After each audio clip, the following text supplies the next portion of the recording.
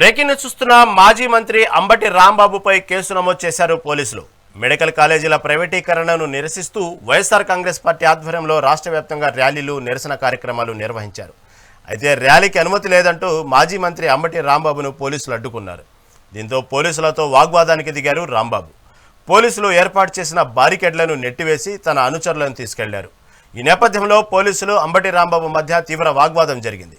ఈ నేపథ్యంలోనే పోలీస్ విధులను అడ్డుకోవడంపై పట్టాభిపురం పోలీస్ స్టేషన్లో కేసు నమోదు చేశారు. పలు సెక్షన్ల కింద పట్టాభిపురం పోలీసులు అయితే కేసు నమోదు చేశారు అంబటి రాంబాబు మీద.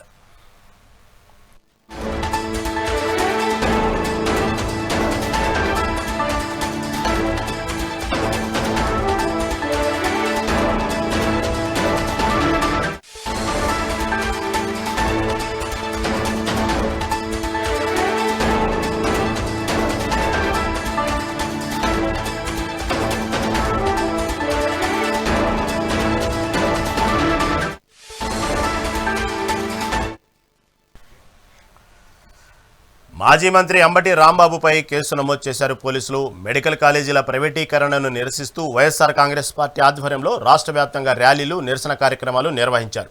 అయితే ర్యాలీకి అనుమతి లేదంటూ మాజీ మంత్రి అంబటి రాంబాబును పోలీసులు అడ్డుకున్నారు.